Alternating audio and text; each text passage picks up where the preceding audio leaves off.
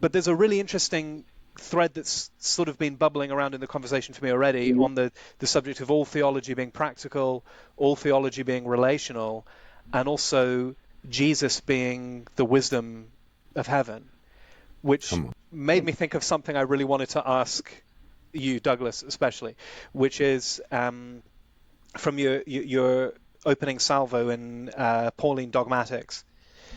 You talk about this question of Jesus being the truth, and that if we ask the question, is that true, we've already disbelieved it, and that therein lies a major critical flaw with a vast amount of the sort of Western theological experiment.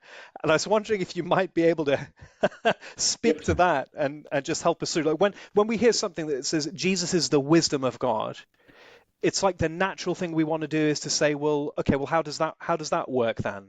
What are the things we can say about Jesus that give us principles for how we can think about the world? But I think what you're saying is that isn't what it means. But could you help us through that one? I love it. Well, Man. I'm just stealing from Bart, really.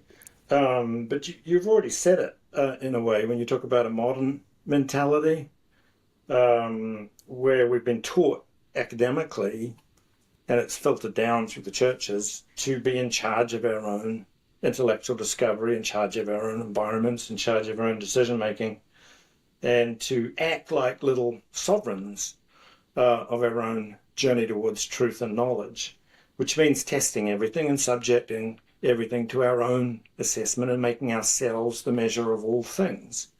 And if you read the Bible, most of it, you can just open it and start reading. That is not the way it talks, which is what Bart noticed.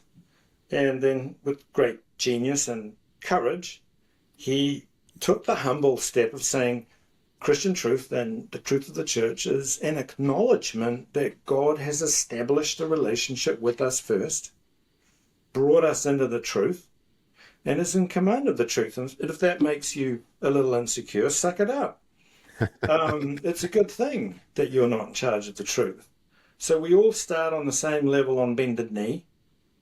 And only in this way are we actually saying something coherent, which is we lift up Jesus as Lord over all.